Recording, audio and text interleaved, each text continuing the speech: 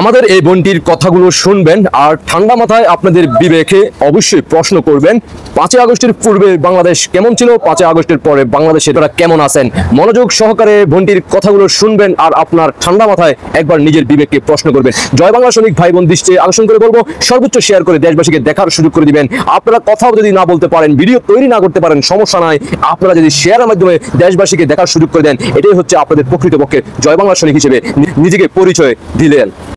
বাংলাদেশের সকল মানুষের উদ্দেশ্যে বলছি, গত 16 বছরে কি কোনোদিন দেখেছেন মৃতদেহ রাস্তায় পড়ে আছে? দেখেননি কিন্তু। কারণ জননেত্রী শেখ হাসিনা বাংলাদেশের গরিব দুঃখী মানুষের পাশে ছিলেন, তাই আপনারা এমন লাশ পড়ে থাকা দেখেননি। আপনাদের কি কলিজার মধ্যে জ্বলে ওঠে না? এই মৃতদেহটা দেখে কি আপনাদের মায়া হয় না? আপনাদের কাছে মনে হয় না এই কোন বাংলাদেশে আছি আমরা? এই বাংলাদেশ তো সেই বাংলাদেশ না।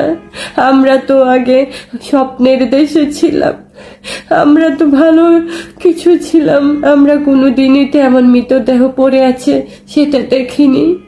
আপনাদের এটা মনে হয় না? বাংলাদেশের সকল মানুষের উদ্দেশ্যে বলছি, এই দেশ আপনার আমার সকলের, এই দেশ রক্ষা করার দায়িত্ব আমাদের। প্লিজ আপনারা সবাই সোচ্চার হন। আমরা আর এরকম লাশ পড়ে থাকতে দেখতে পারি না, আমরা এমন লাশ আর দেখবো না। আপনারা রাজপথে নেমে আসুন, দেশকে রক্ষা করুন। এই দেশ আপনার আমার সকলের। এমন লাশ পড়ে থাকা আমাদের জন্য কাম্য না। আমরা এমন লাশ পড়ে থাকা দেখতে চাই না। আমরা চাই ওনাকে, তার হাতে বাংলাদেশ সুরক্ষিত থাকে, বাংলাদেশের মানুষ ভালো থাকে। বাংলাদেশ ভালো রাখতে হলে তাকেই দরকার। এমন লাশ পড়ে থাকা আমরা আর দেখতে চাই না, চাই না, চাই না। জি, কথাগুলো তো শুনলেন। এবার আপনারা ঠান্ডা মাথা, আপনারা যে কোনো দল করতে পারেন ভাই। আপনারা অনেকেই আসা কমেন্টে জান্নাতের হুজুররা থেকে শুরু করে দাড়ি টুপি লাগাইয়া, মানে যে কোনো ভিডিও আপনাদের সামনে আসুক, নারী দর্শন হোক, কেউ মারা গেছে, কেউ লুটপাট করছে, চাঁদাবাজি করছে, টেন্ডারবাজি করছে, দেশের সম্পদ বিক্রি করে দিচ্ছে, এইগুলো যে কোনো ধরনের নিউজ পান আপনারা সেখানে এসে শুধুমাত্র ওই একটা কমেন্টে আপনারা ফিন করে রাখেন আর কপি করে রাখেন, সেটা দামাদাম মাইরা দেন। এটা যদি আপনার মায়ের সাথে হয়ে যায় তাও আপনি বলেন, কমেন্টে লেখেন। আপনাদের বোনের সাথে হলো, আপনারা সেই কমেন্টে লেখেন। মানে আপনারা কোন দেশের মানুষ, কোন জগতের মানুষ, আসলে আপনাদের বংশ পরিচয় কি মাঝে মধ্যে আমরা নিজেরাও চিন্তিত হয়ে যাই যে আপনারা কি ভিডিও দেখে কথা বলেন না দেখে কথা বলেন।